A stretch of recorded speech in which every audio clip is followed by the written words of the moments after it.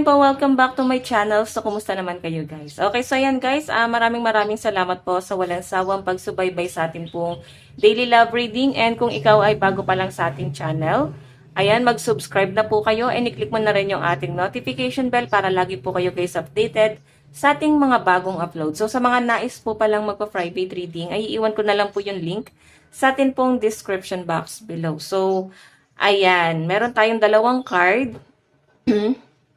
Ayan. Sasamid, no? So, ito yung energy mo. Ito yung energy ni person. Tignan natin kanino bang love reading yung masasagap natin ngayon. Okay, kanino bang love reading itong masasagap natin? Ano ang nararamdaman mo sa person mo ngayon? Nararamdaman mo sa person mo. Okay, hindi pa man din guys, no? Pero nakita ko mukhang walang pag-uusap. Wala kayong pag-uusap ngayon. Okay, nararamdaman mo sa person mo. Okay.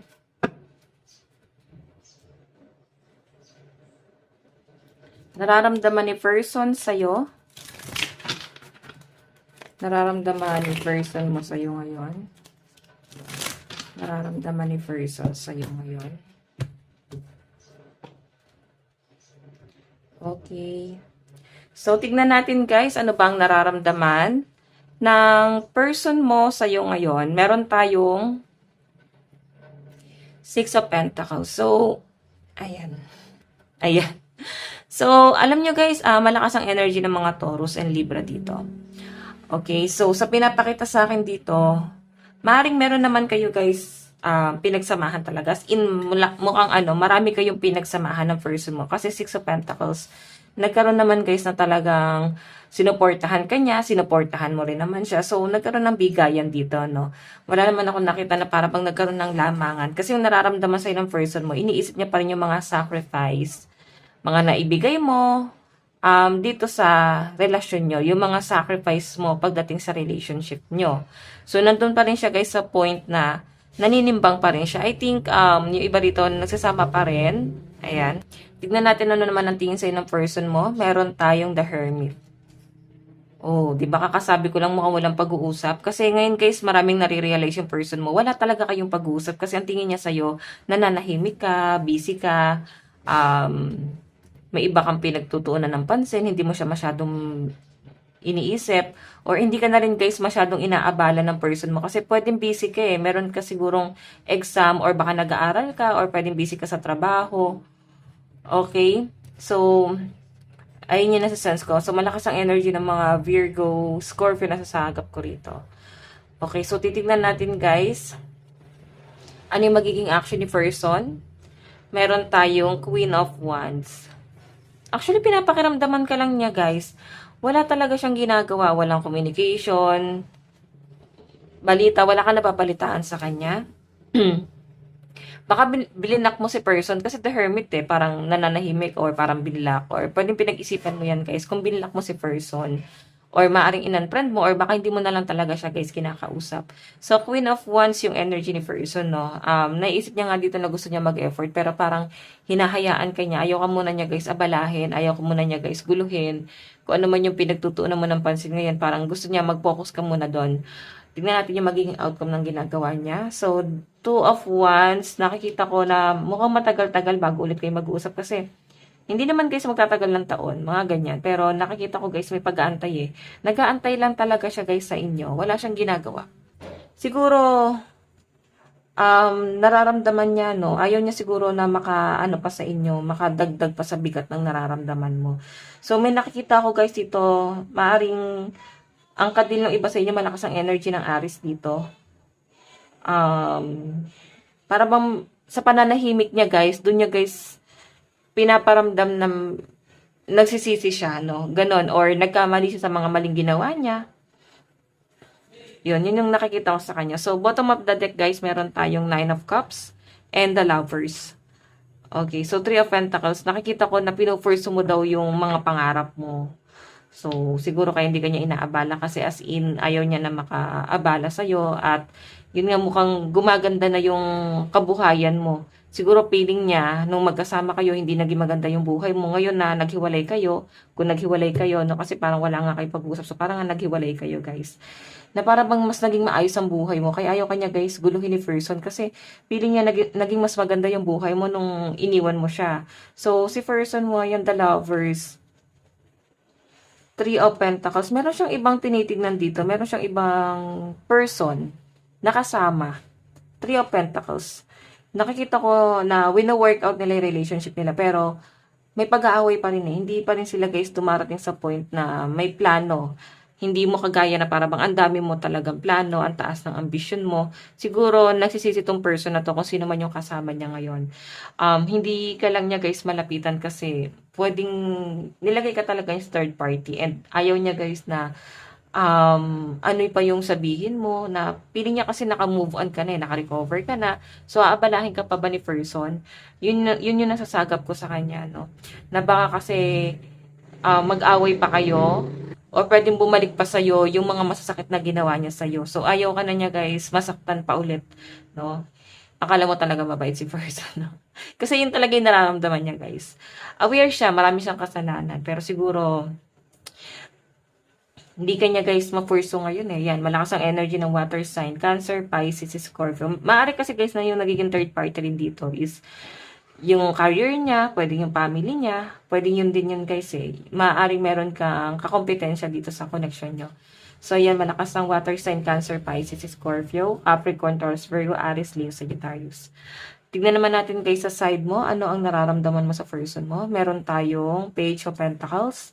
So, actually guys, nababalanse mo, no, na masyado siyang immature. Hindi niya guys masyadong makontrol yung pera niya or hindi niya ma-handle lang maayos. Hindi siya madamot eh. Siguro, trabaho siya ng trabaho, pero binibigay niya lahat sa pamilya niya. Okay, and nakita mo na parang wala talaga siyang tinitira sa sarili niya. So, nararamdaman mo siguro na pag wala siyang pera, ikaw yung nilalapitan niya. Okay, ikaw yung ginugulo niya rito, guys. Di ba, pag masaya siya, guys, hindi ka niya naaalala. So, pag malungkot siya, bigla ka na lang, guys, naaalala. Tignan natin, guys, ano naman po yung magiging, ano naman yung tingin mo sa person mo. Meron tayong 7 of Wands. So, yung tingin mo sa kanya, tingin mo sa person mo, nilaban naman niya at nilalaban naman niya. Tingin mo sa kanya, guys, siguro kinukulit ka pa niya. Kasi 7 of Wands, pinaglalaban pa rin. Di ba, pinaglalaban niya pa rin yung pagmamahal niya sa inyo. Maaring ngayon nga, gumagawa pa rin siya ng way para kausapin ka, pero yun nga, lagi mo siya nare-reject, kaya ang ginagawa niya rito, hindi ka na lang niya guys inakabala. Okay, so tignan natin guys, ano naman po yung magiging action mo. Oh, the Hermit. Ito yun, no? Wala kang gagawin guys. Talagang pinag-iisipan mo talagang mabuti itong connection mo sa taong to. As in, mabigat na para sa'yo yung mga nangyari. So, kailangan mo talagang pag-isipan, no? Kailangan mo ng time para dito. Ayaw mo guys magpadalos-dalos. Kasi nung nagpadalos-dalos ka, nasaktan ka lang eh. So, ngayon kasi guys, may mga nililimitahan ka. Yun yung nasasagap ko sa inyo. Nililimitahan mo yung nararamdaman mo sa taong to. Okay? Kahit mahal mo siya, nakikita mo naman na pinaglalaban niya. Pero, I think, nire-reject mo na siya. Or di mo masyadong pinapansin. Or di mo tinitignan yung message niya sa inyo. Okay? Ayaw mo siya guys. Pansinin mo na. Tignan natin yung magiging outcome ng ginagawa mo. So, the strength. So, alam nyo guys, nakikita ko na, yun nga, maayos pa rin to, no? And ikaw kasi nakikita ko sa'yo dito, gusto mo muna na ma-realize niya yung mga pagkakamali niya.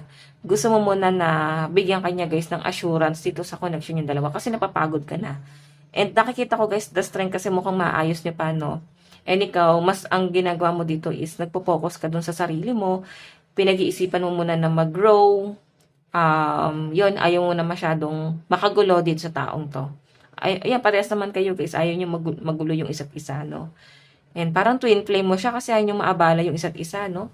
Bottom of the deck, meron tayo guys 9 of Pentacles. So, napakaganda ng daloy ng pera mo. So, I think, umalis ka, no? Tinalikuran mo tong taong to at mas pinagtuunan mo ng pansin dito guys is yung career mo at yung daloy ng pera mo. Yun yung mas pinagtuunan mo ng pansin. So guys, sa side mo malakas po ang Capricorn, Taurus, Virgo, Aries, Leo, Sagittarius. Pero mas malakas ang Leo. Tignan natin kaysa na po patungo tong relasyon na to. Okay.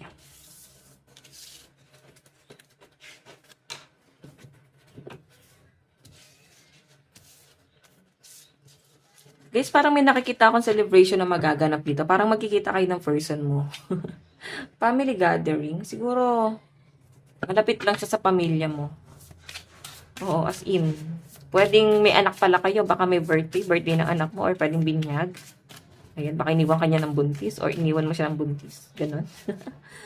Ganon. Basta merong event, no? Ayan, may bata pang lumalabas. So, tignan natin saan na po patungo tong relationship na to, Spirit Guide.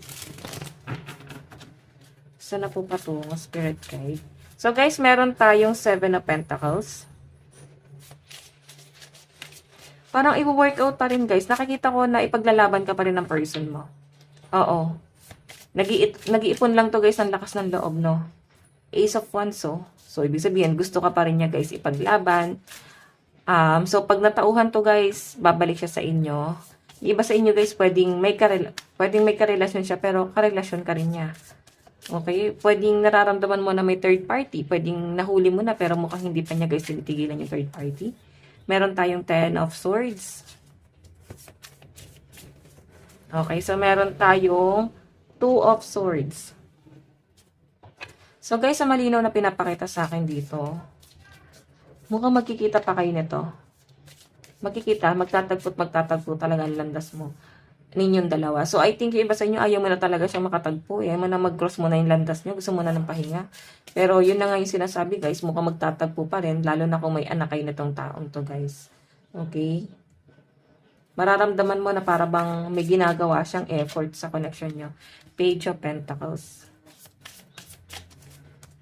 Okay, the Fool. Alam nyo, guys, ito ha, may mga tao pa rin sa paligid ng person mo na nagdidikta sa kanya na ba't hindi mo pa ipaglaban? Para pang ayusin mo, okay naman siya. Mga ganun, guys, maraming nagsusulsul pa rin sa kanya na ayusin yung relasyon yung dalawa. Kasi para bang marami nang hihinayang dito sa relasyon nyo eh. Okay? Marami nagpaparealize sa taong to. Love advice. Meron tayong wedding. Di ba? Mukhang kasal kayo nitong taong to. Or pwedeng ex-husband, ex-wife. Meron tayong children. Ayan. So, I think yung iba sa inyo, bubuin nyo pa rin tong relasyon na to kasi may mga anak talaga kayo. Okay. Meron tayong calling in your soulmate. I think soulmate mo to. Soulmate mo si person. So, pinapakita sa akin dito, guys, no? And this could be the one. Ayan, kahit anong mangyari, guys, ayusin na ayusin pa rin talaga to, no? Okay, kahit parang ayaw mo na. So, ayan, kunin ko lang tong card. Kahit parang ayaw mo na, guys, kasi masyado nang masakit yung mga pinagagawa niya sa inyo. Pero siguro, mas titignan mo dito is yung mga anak mo. Oo. Mensahe ni person. Mensahe ni person. Meron tayong, I wonder if you are happy without me. Yung iba sa inyo, guys, maaaring nagsasama pa nga kayo eh. Baka hindi lang kayo nag-uusap ngayon, baka nagkaroon kayo ng tampuhan. Meron tayong, I lost myself for a little while. Ayan. Meron tayong, I want to be more than friends. So, siguro guys, yung iba sa inyo, sinasabi mo na friend na lang kayo or baka kababata mo to, kaya may mga bata dito, no? Baka kababata mo siya, tapos bumabalik siya sa inyo. Or nararamdaman mo na nagpaparamdam na naman siya, no? Kung nag-uusap kayo, or matagal kayong hindi nag-usap, ayan, in the near future nakita ko na may pag-uusap dito. Pwedeng pinatawad mo na si person at sinabi mo sa kanya na friend na lang kayo, pero gusto niya ng more than that, no? Ayaw niya ng friend lang or ganun lang kayo. Parang gusto niya maayos pa rin talaga tong relationship niya sa inyo. So, alam niyo guys, nakikita ko dito kung may mga anak kayo, gagamitin niya yung mga bata para bumalik sa inyo eh. Yun yung nasa-sense ko. Okay? So guys, ito lang naman po ang inyong daily love reading. Sa mga nais pong magpa-private reading, ay iwan ko na lang yung link sa atin pong description box below. So yan guys, bukas po ulit. God bless and love you all. Bye-bye po.